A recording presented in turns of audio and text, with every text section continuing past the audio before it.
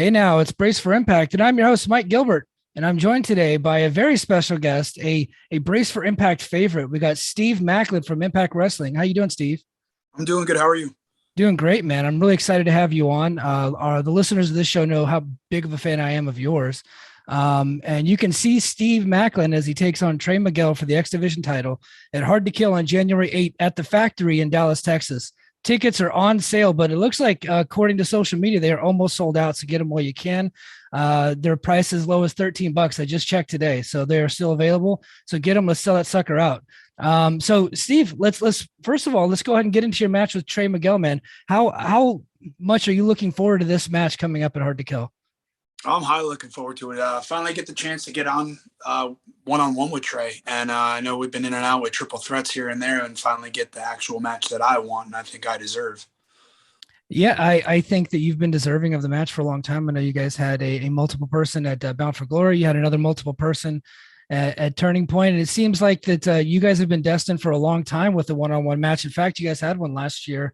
I believe it was on BTI where it went to a no contest, and that was a really great match. It's kind of like a little bit of a teaser for Hard to Kill. What kind of strategy going to go into in this match?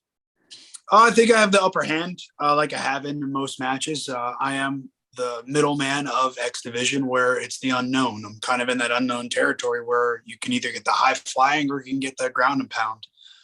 And if you want to high fly on me, I'm going to probably ground you and vice versa. I can go either way on that. Yeah, I really like the where you fit into this X division. The division has always been kind of a high flyers division, and you can do some of that. But I've always been more intrigued by the Samoa Joe types, the guys that'll just beat your ass, right? As opposed to the other guys that are more flashy and fancy and stuff. And that's kind of where I see you in that role, where you come in, you're no nonsense, completely intense, and you offer something different than the rest of the X division by being that intense guy. Yeah, and that's the one thing too. I think the X division has been that way forever. It's a hybrid like division where you can get all types of different like styles to clash into each other and mesh. And I think that's the one thing with Trey and I is we mesh very well with our styles, and it's going to be a fight. I'll tell you that at Hard to Kill. Yeah, and speaking of Hard to Kill, I mean, what the hell is he thinking getting in the ring with Steve Maclin at an event called Hard to Kill? Because I mean, there's nobody more hard to kill than Steve Maclin, right? I know. You know me, you being prior military as well, and me as well, and just we're not ones to shy away from a fight. Yeah, man. I do want to get into your military service. So I'm actually still active duty. I'm in the Air Oh wow, Force. awesome, thank you. Yeah. I'm getting ready to celebrate 18 years. I'm an E7 Master Sergeant in the Air Force, and I just did I was the keynote speaker at a promotion ceremony. We had some airmen that were getting promoted from E4 to E5, from first senior airman to staff sergeant. Mm-hmm. And so I did the speech there, and I used part of your ribbon chaser promo, which I absolutely loved. And kind of just talked about, hey, don't be that type of guy. You got people that are counting on you, that you're leading now, young airmen that are going to look up to you. Don't be the guy that's chasing the ribbon. Look to be the guy that's going to lead them and guide them to places that they need to go and make their success your success, essentially, is what I was trying to get at. Talk about that promo, because I know me and a friend of mine named BQ, we're both Air Force guys. We really love that promo. How did you come up with that? And what were you thinking when you were doing that promo? I kind of came to me, Robert and I were kind of back there and kind of coming up with an idea for the promo. I was like, I have this idea I've been wanting to kind of get out there for a little bit. And it's one of those things from my own personal experience of dealing with bad leadership, my time in the Marine Corps, and even with good leadership, you learn from both sides. And that's one of those things where you had people that weren't chasing ribbons. And like I said, you're a ribbon chaser. And those are the people that are just in it for a career, in it for themselves. When you are on deployment, you're there for each other. You're not there for the stack that you're going to wear on your left breast. Right. So it's one of those different things where I was like, how can I relate my background more into professional wrestling? And Trey is a very materialistic person. He loves his backpacks. He loves his shoes. And majority of today's generation is that way, where they all are technically chasing ribbons. They're all chasing that social media tweet or just that instant gratification, where me, I don't care about the instant gratification. I'll put out what I want to say out there, and that's pretty much the end of it. I can care what anybody else has to respond to it. Yeah. So, I think that right now in Impact, you're one of the guys where whenever you're doing a promo or you're in a match, everything that you do is believable. Everything you say, I believe that you really believe that. you're probably the most intense guy on the roster. Do you have to take yourself into a dark place to get in the mood for those promos? Uh, Kind of a no. I don't know. I think it's just kind of built in me where I know when I have to turn it on, I know I can turn it on. But then I'm also a goofball. And behind the scenes, I'm very much a Marine. I'm very much a grunt, where if I'm in the barracks, I'm just dicking around. And at home here, I'm with the dogs all the time. So I'm very a homebody and very just down to earth. But when it's time to go to work and I know it's time to put boots on the ground, in a sense, it's time to go kick some ass. And I think that's just where my head goes to. That's so awesome. I love your intensity. I love what you bring to the roster. So I did a little bit of research on you, very little. I didn't have a whole lot of time to prepare for this interview. So in your interview with Tommy Dreamer earlier this year, you said that when you were 20 years old, you had dropped out of college and you started working full time, and that's when you joined the Marine Corps, which is pretty funny. I did the same thing just with the Air Force, so literally the same age. What job did you have before you joined the Marine Corps? I was working at a company, Bell Security. My dad was trying to get me into a trade of being a locksmith. And so it's one of those things where I enjoyed it, but it wasn't for me as a full-time gig. And I wanted to go in the Marine Corps at 18, and my parents begged me to try college. In 2005, Iraq was hitting off bad, and just Ramadi and Fallujah, that whole entire area was just crazy. So, of course, watching the news, and my mom just begged me to try college, and I did. It wasn't for me, and I went with my gut. I went to work one day and I left at lunch, and I went to the recruiter and I said, I want to leave this date. I want to do this. I want to go infantry. And that's all she wrote.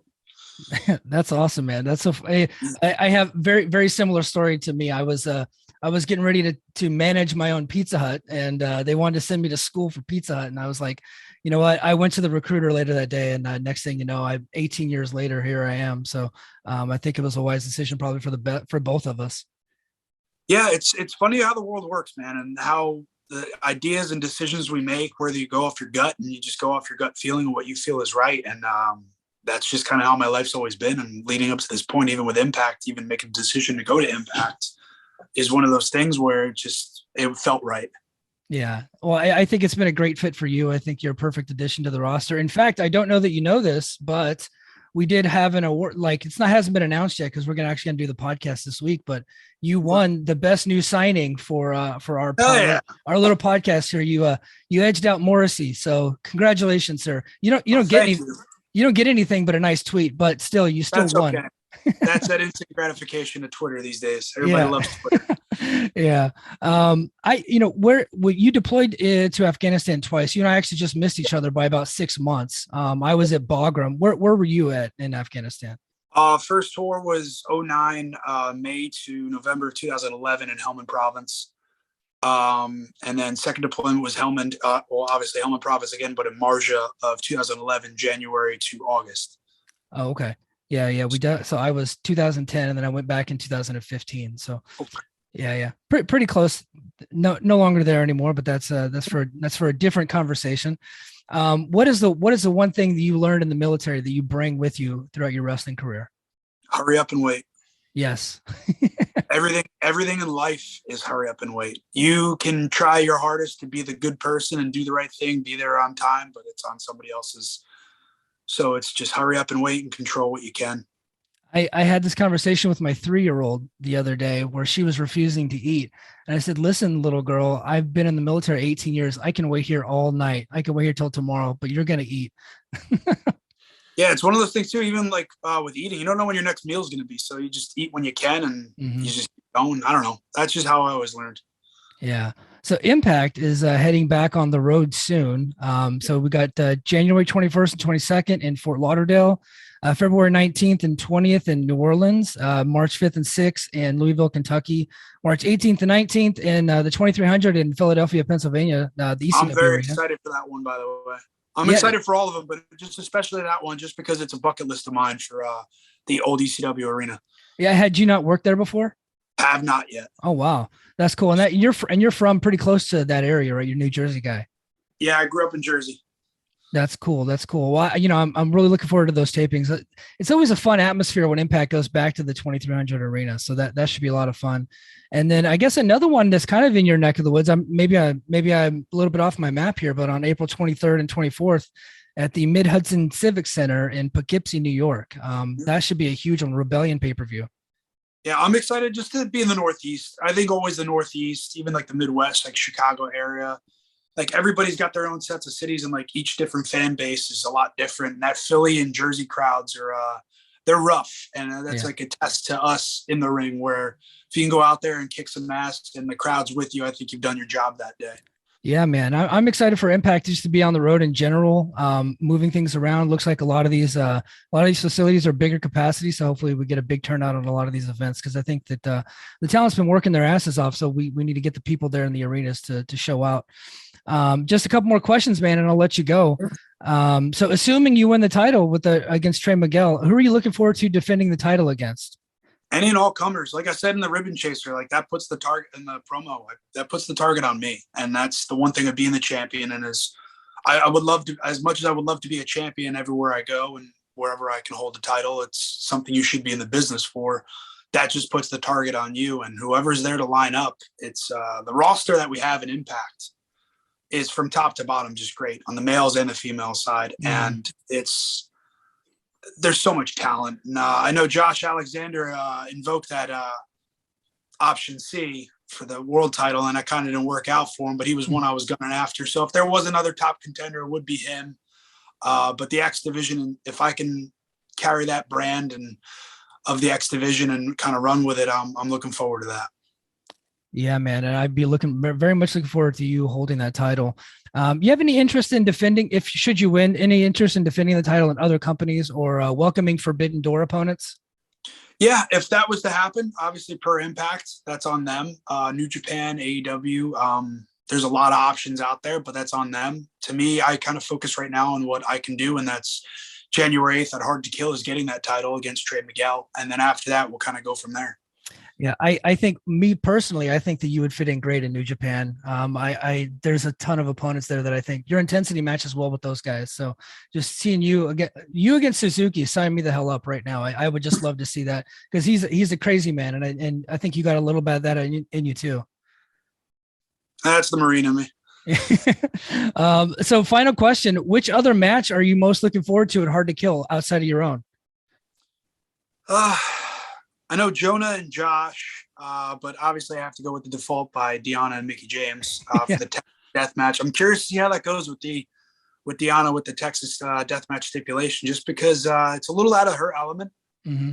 Mickey's been around a lot longer as well in the business, but I think both of them are stepping into a match that they're both not very, I guess, know of. Right. So it's going to be kind of different. And obviously the rules are a stipulation on that where it is a pinfall and then you have a 10 count to get up afterwards. I don't think the fans know that. And I didn't know that until she told me what the stipulations of the match was. Like, oh, wow, that's going to be very interesting. So, yeah, I would say for Mickey and, the whole card from top to bottom too. Mm-hmm. But obviously by default, Deanna and Mickey. I for one, am very interested in the match. It's going to be much different than their match at Bound for Glory, especially with the stipulation. Impact does things way outside of the box a lot of times. And you don't really get to see women in this type of match. They don't really get to perform in these types of matches. They're kind of pigeonholed a little bit with what they can do, but Impact is completely different where you got not only a Texas death match with the women, but you got an Ultimate X, the first ever Knockouts Ultimate X match, which should be insane. Yeah, so girls are making history all over the place. Girls have it made right now in wrestling, which is good for them. It's good that they get that platform finally for them to have that showcase of talent because there's so much talent out there in the female perspective of wrestling. And yeah, it's going to be, like I said, it's going to be a friggin' card top to bottom. That's going to be hard to, there's a lot of show stealer options there. Yeah, man. Well, I'm very much looking forward to it. Tune in January 8th on Fight TV, or if you're in the Texas area or you can travel that area, get your tickets now. Go to impactwrestling.com for more information.